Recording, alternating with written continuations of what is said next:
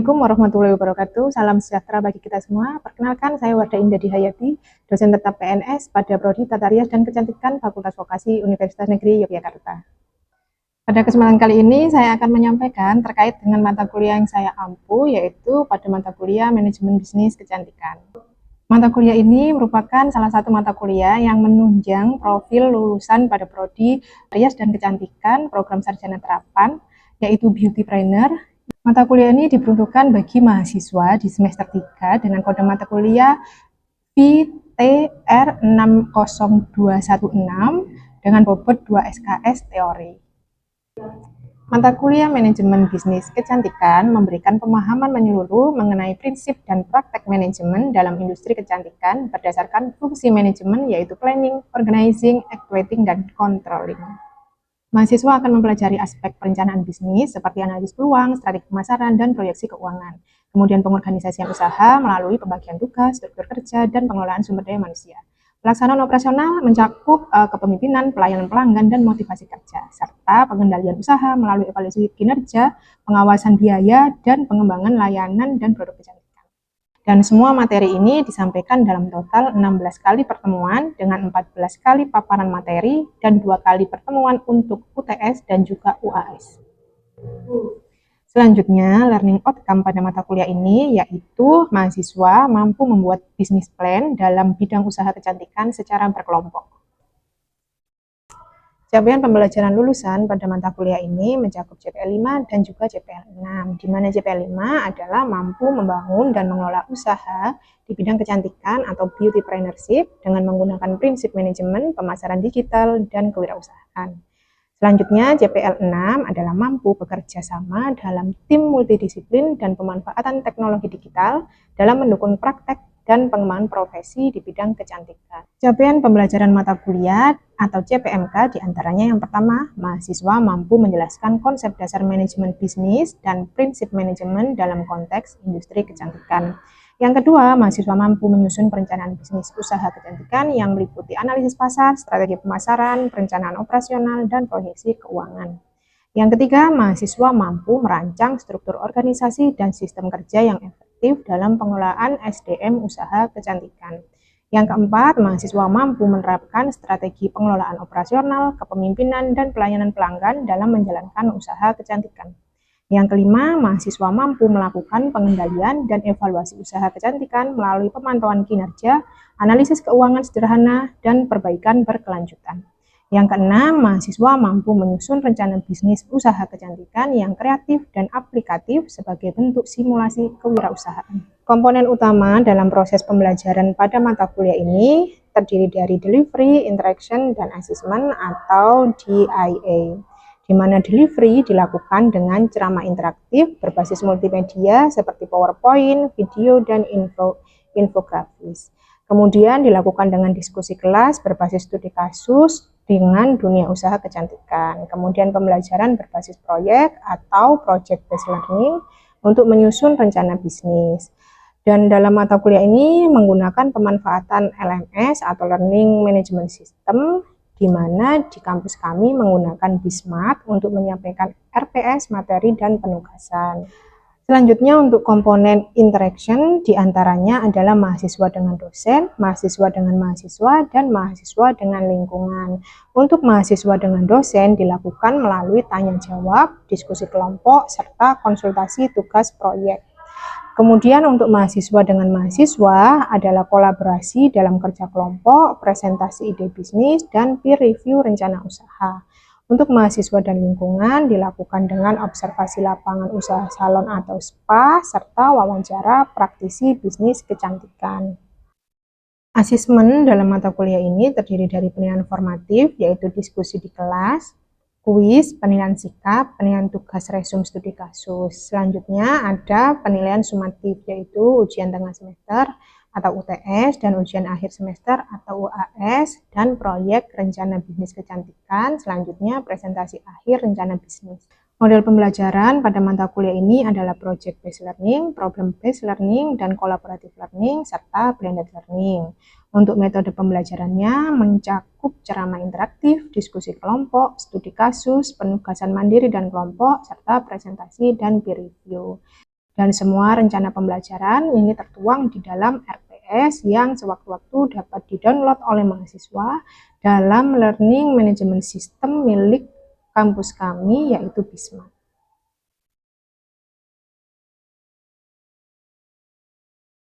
Berikut adalah video pembelajaran pada mata kuliah Manajemen Bisnis Kecantikan di pertemuan ketiga dengan materi perencanaan bisnis.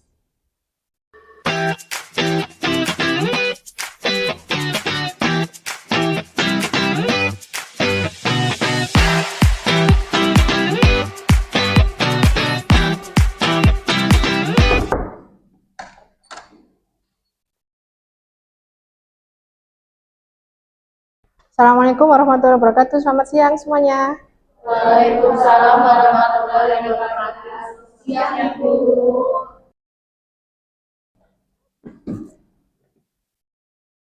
Oke, sebelum kita memulai perkuliahan pada siang hari ini, Ibu presensi kalian terlebih dahulu ya. Baik, Ibu. Oke, pertama Syarifatul. Syarifatul hadir ya. Selanjutnya Putri Priscilia. Putri Priscilia hadir. Yang terakhir Dayinta. Oke, hadir semua ya. Oke, hadir semua pada perkuliahan ini. Selanjutnya, sekarang sebelum memasuki materi pada minggu ketiga ini, dipersilahkan kalian untuk berdoa terlebih dahulu demi kelancaran pada perkuliahan di siang hari ini. Berdoa disilahkan. Berdoa cukup. Selanjutnya kita ke materi 3 ya di minggu ini terkait dengan perencanaan bisnis. Sebelumnya kita sudah mempelajari mengenai macam-macam bidang usaha dalam bisnis kecantikan. Ada yang masih ingat bidang usaha yang ada di dalam bisnis kecantikan apa saja? Iya, Cynthia? Salon sama spa, Bu. Oke, ya bisa ya, ada salon, spa, ada mani-pedi. Sekarang juga perkembangan industri kecantikan juga makin banyak, jadi makin lebih pesat lagi. Dan di minggu ini kita akan belajar terkait dengan perencanaan bisnis untuk melanjutkan materi sebelumnya. Tujuan dari pembelajaran kita di siang hari ini adalah mahasiswa mampu menjelaskan prinsip-prinsip dasar perencanaan bisnis, termasuk manfaat, tahapan, dan komponennya. Yang kedua adalah mahasiswa dapat menyusun tujuan awal bisnis berdasarkan segmentasi, menentukan target pasar, dan merumuskan positioning usaha yang tepat. Kemudian yang ketiga adalah mahasiswa dapat mengidentifikasi peluang usaha berdasarkan kebutuhan pasar, tren industri, dan potensi lokal. Tujuan yang keempat, mahasiswa memiliki kemampuan berpikir kritis, inovatif, dan bertanggung jawab dalam merancang dan mengelola usaha secara berkelanjutan.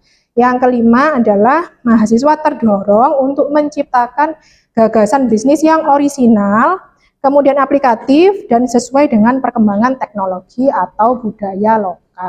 Seperti itu tujuan pembelajaran untuk perencanaan bisnis, di mana pada materi ini kita nanti membagi ke dua pertemuan, jadi di minggu ketiga dan juga di minggu keempat.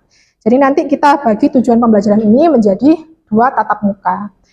Selanjutnya kita masuk ke konsep perencanaan bisnis. Jadi perencanaan bisnis itu adalah proses sistematis untuk merumuskan tujuan, satu ya, merumuskan tujuan bisnis yang pertama, kemudian strategi dan langkah-langkah yang akan diambil untuk mencapai tujuan tersebut. Jadi kita selain merumuskan apa yang pengen kita tuju, kita juga tahu cara untuk mencapai tujuan tersebut itu seperti apa.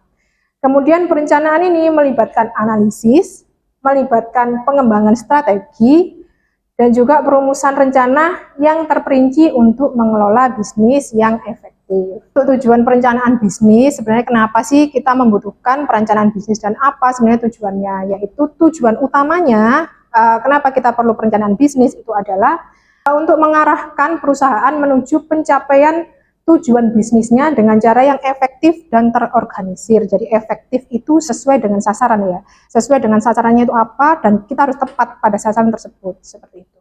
Dan tujuan-tujuan lainnya itu diantaranya adalah mencapai tujuan bisnis, yang kedua mengidentifikasi peluang, yang ketiga mengembangkan strategi, kemudian mengelola sumber daya manusia, mengurangi resiko, mengkomunikasikan visi dan misi usaha kita itu apa, kemudian menghadapi ketidakpastian, Selanjutnya adalah mengidentifikasi rencana yang darurat. Jadi kalau misalkan ada hal-hal nanti yang caranya perlu untuk ditangani yang cepat, itu kita sudah tahu planningnya apa gitu. Dan kalau planningnya seperti itu, apakah sesuai dengan target atau tujuan kita. Kemudian adalah meningkatkan daya saing. Jadi meningkatkan daya saing dari usaha yang kita jalankan. Selanjutnya, tadi kalau misalkan dari penjelasannya Ibu, dari penjelasan Bu Wardah, kalian pasti menganggap kalau misalkan perencanaan bisnis itu penting dan menganggap sebuah perencanaan bisnis itu yang positif-positif saja. Tapi sebenarnya nih ya, ada juga orang yang menganggap kalau perencanaan bisnis itu tidak begitu penting gitu ya. Apalagi untuk usaha-usaha yang mungkin baru memulai usahanya, kemudian belum ada profit yang cukup dan mereka punya keyakinan kalau misalkan ya sudah kita jalankan terlebih dahulu aja bisnisnya. Oke, coba kalian menggali informasi kira-kira yang tidak setuju akan perencanaan bisnis itu seperti apa dan yang setuju akan perencanaan bisnis itu yang bagaimana. Sekarang Ibu bagi terlebih dahulu ya. Ada dua sisi di sini, ada kelompok pro dan kelompok kontra. Jadi dari kelompok pro nanti memberikan alasan kenapa sebuah perencanaan bisnis itu penting untuk dilakukan, dan dari kelompok kontra nanti juga memberikan argumennya kenapa sih perencanaan bisnis itu sebenarnya nggak urgent banget loh untuk dilakukan gitu. Oke, Bu pengen mendengar terlebih dahulu dari kelompok pro nih yang sebelah sini ya, kubu kirinya Bu Wardah. Yang dari kelompok pro seperti apa menanggapi kenapa kita memerlukan perencanaan bisnis? Oke, Lintang. Untuk menentukan arah usaha secara jelas, perencanaan bisnis membantu menetapkan visi, misi, dan tujuan usaha kecantikan agar tidak berjalan tanpa arah. Nah, betul. Dari kelompok pro menjelaskan pentingnya sebuah perencanaan bisnis itu untuk menentukan arah. Coba dikontra sama oleh kelompok kontra. Kalau misalkan, perlu nggak sih kita itu menentukan arah usaha gitu? Siapa? Ibu. Oke, silahkan. Menurut saya, usaha kecantikan bisa dimulai dari praktik langsung karena banyak pelaku usaha salon memulai dari keterampilan dan pelanggan tetap, bukan dari perencanaan formal. Oh, harusnya nggak usah arah usaha ya, langsung dimulai aja gitu ya. Karena ini kan mendirikan sebuah usaha, jadi ya langsung aja gitu ya. Oke, itu tadi yang dari kelompok pro, jadi langsung aja ke usahanya, nggak usah perlu sebuah perencanaan, karena kan siapa tahu usaha itu berubah-ubah seperti itu. Kalau misalkan dari kelompok pro, oke, silahkan Jeli.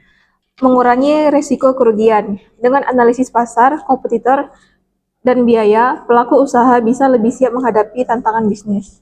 Oke, untuk mengurangi resiko ya, jadi sebuah perencanaan itu mengurangi resiko. Oke, jadi seperti itu kelompok kontra. Jadi dari kelompok pro tadi menjelaskan kalau misalkan perencanaan bisnis itu bisa loh mengurangi resiko yang tidak terduga. Dari kelompok pro sendiri menanggapi dari kelompok kontra seperti apa? Iya, oke Fitri. Kalau menurut saya, pasar itu kan sering berubah, jadi bisa aja rencananya itu cepat usang. Di zaman sekarang, tren kecantikan itu sangat cepat berubah sehingga perencanaan yang terlalu panjang itu bisa aja nggak relevan. Oke, jadi Fitri dari kelompok kontra menjelaskan kalau misalkan rencana itu kan berubah-ubah ya, kondisi itu berubah-ubah. Jangan-jangan nih kita merencanakan di tahun sekarang belum tentu kan sama untuk di tahun depan, apalagi kalau perencanaannya itu harus jangka panjang. Oke, silakan kelompok pro menanggapi dari tanggapan kelompok kontra.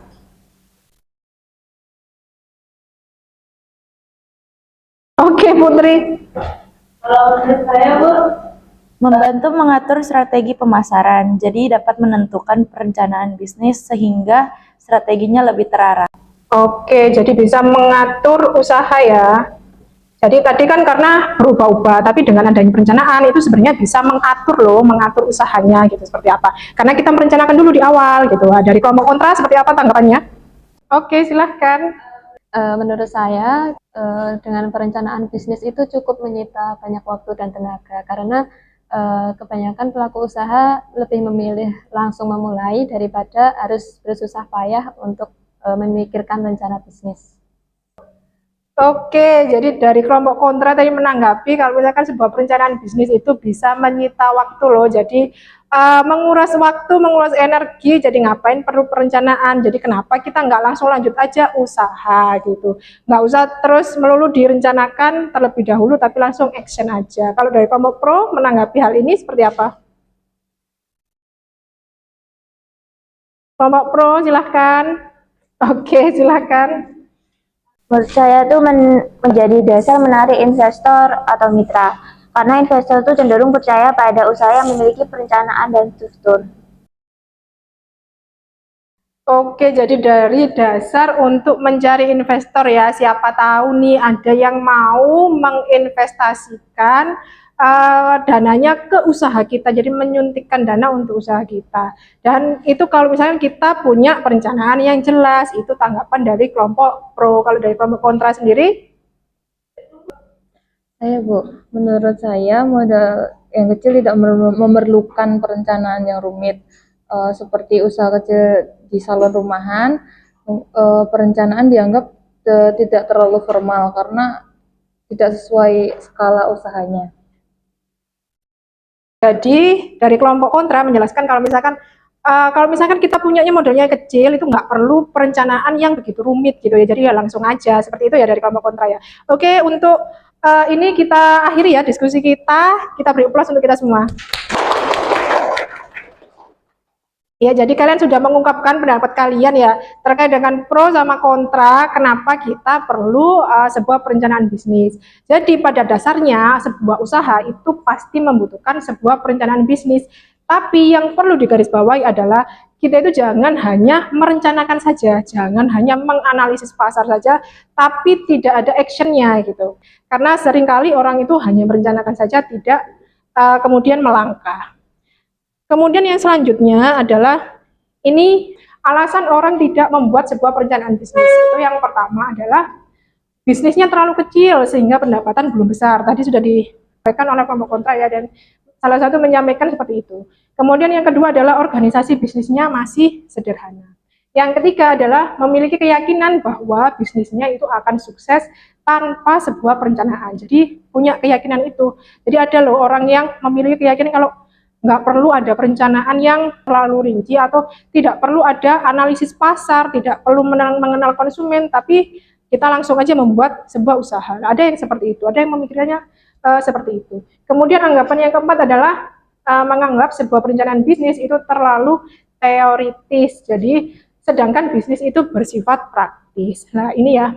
Kemudian yang terakhir adalah anggapan jika bisnis itu bersifat tidak pasti. Jadi biarlah terserah nasib lah, jangan seperti ini. Karena apa? Nasib itu bisa kalian kejar. Kalau misalkan bukan kalian yang mengubah nasib kalian sendiri, mau siapa lagi?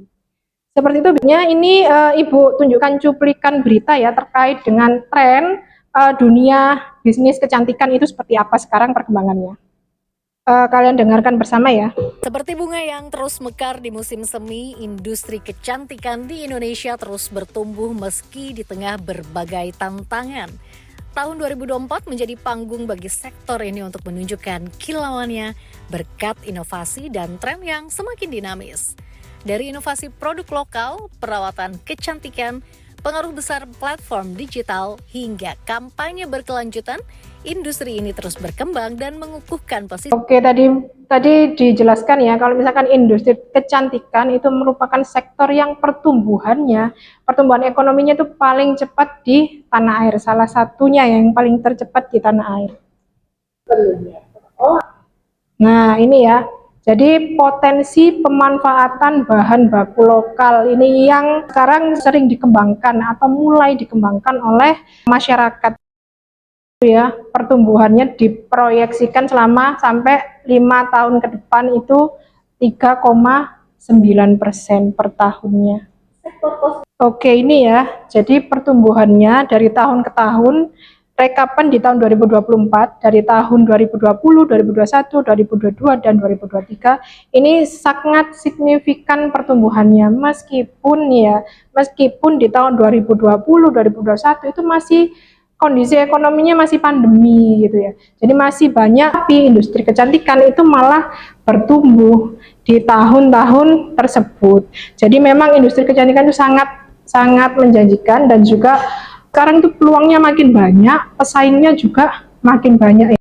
Oke, jadi dari berita tersebut kita pahami kalau misalkan perencanaan bisnis itu memang harus kita lakukan, seenggaknya kita paham akan perencanaan bisnis seperti apa, arah kedepannya itu seperti apa, kita juga bisa menganalisis pasar, persaingan kita itu nanti kalau kita membuka bisnis itu bagaimana gitu. Nah, ini adalah konsep kunci dalam sebuah perencanaan bisnis, yaitu yang pertama ada tujuan bisnis, yang kedua visi dan misi, yang ketiga ada analisis lingkungan dan analisis pasar. Ini bisa dilakukan dengan analisis SWOT dan juga analisis BMC atau Business Model Canvas. Kemudian ada strategi bisnis, ada rancangan pemasaran, ada perencanaan keuangan, ada operasional SDM, dan ada evaluasi dan perbaikan. Kita belajar mengenai strategi awal dalam penentuan sebuah tujuan bisnis.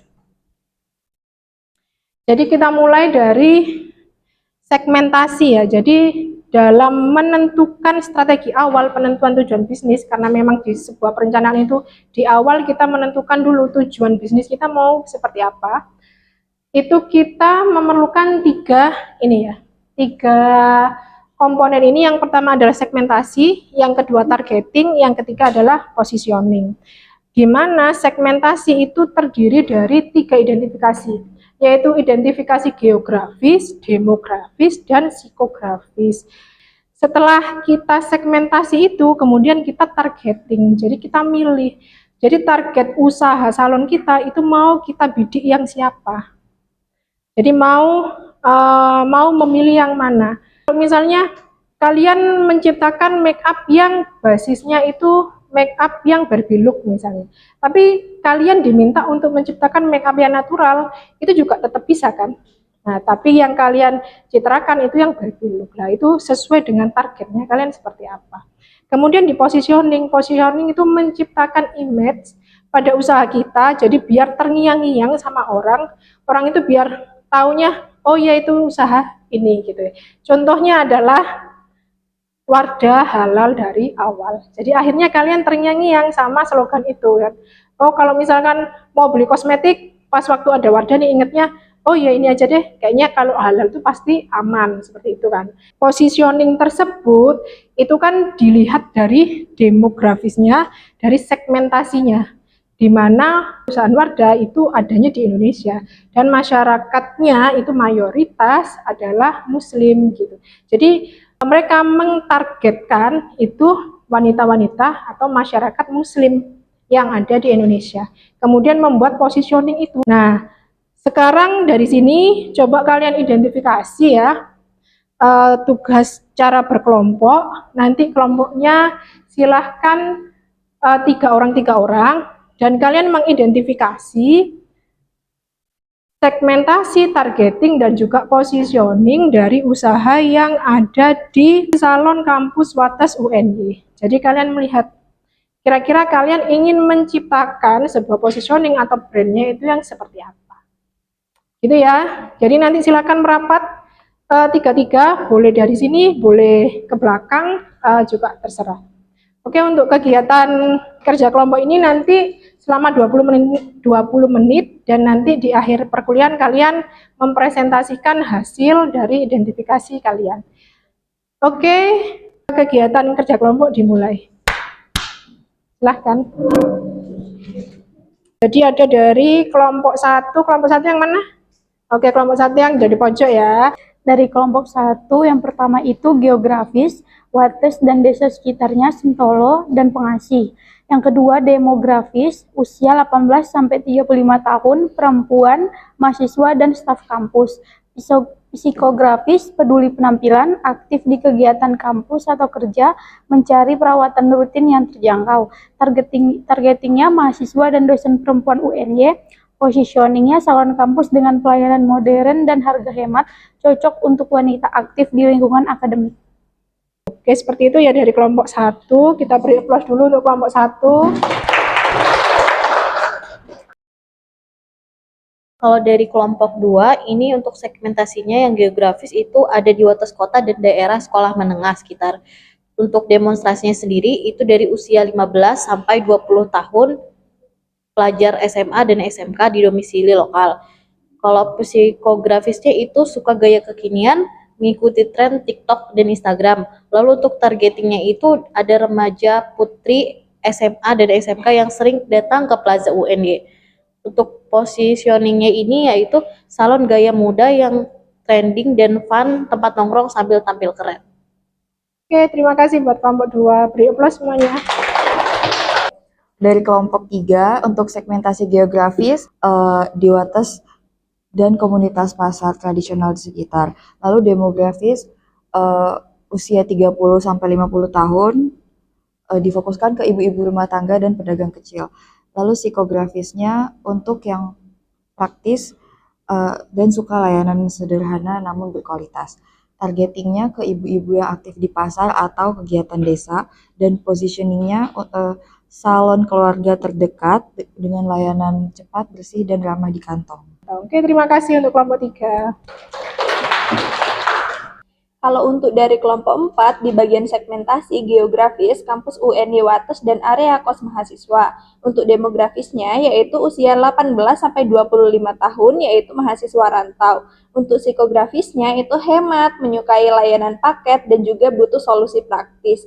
Nah, untuk targetingnya, yaitu mahasiswa yang tinggal di sekitar kos kampus. Untuk positioningnya, yaitu salon paket hemat mahasiswa, tampil kece tanpa bikin dompet kecewa. Terima kasih buat kelompok 4. Beri aplaus sekali lagi. Oke, untuk kelompok 5 untuk segmentasinya itu yang pertama geografis itu lingkungan perkantoran dan desa wisata sekitar. Kemudian untuk demografisnya itu usia 25 sampai 40 tahun, ASN dan pekerja sektor pariwisata. Untuk psikografis itu butuh penampilan rapi untuk kerja atau acara formal. Kemudian untuk targetingnya itu pegawai ASN, karyawan hotel, dan pengelola desa wisata. Kemudian untuk yang terakhir atau positioningnya itu salon profesional dekat kantor, solusi elegan untuk penampilan kerja yang berkelas. Terima kasih. Ya, oke, terima kasih untuk kelompok 5. Jadi untuk menciptakan sebuah strategi awal di dalam tujuan bisnis, khususnya ya kita identifikasi untuk salon Wates, salon vokasi Wates yang saat ini sedang berkembang, itu bisa dengan menentukan targetnya siapa. Gitu, dari sini bisa dipahami apa yang dimaksud dengan identifikasi, segmentasi, targeting, dan juga positioning. Bisa Ibu. Oke, bisa semua ya, bisa dipahami ya. Baik, karena semua mahasiswa sudah presentasi, semua kelompok sudah presentasi, kita akhiri untuk pertemuan di minggu ketiga ini, dan silahkan untuk tugas kalian, tugas identifikasi ini tadi, bisa kalian submit, bisa kalian kumpulkan ke Bismat ya. Jadi nanti langsung bisa dikumpulkan di Bismat, bentuknya boleh PDF, boleh juga PowerPoint. Jadi nanti bisa kalian kumpulkan paling lambat sebelum pertemuan di minggu depan ya. Jadi 1 hari sebelum pertemuan minggu depan kita Ibu sudah mendapatkan tugas-tugas kalian. Seperti itu dari pertemuan di minggu ketiga ini. Ibu akhiri dan terima kasih. Wassalamualaikum warahmatullahi wabarakatuh. Waalaikumsalam warahmatullahi wabarakatuh. Terima kasih Ibu. Sama-sama. Demikian adalah video pembelajaran pada mata kuliah manajemen bisnis kecantikan, yang video tersebut diperuntukkan untuk memenuhi persyaratan penilaian PDD UKTPT Setdos 2025. Terima kasih.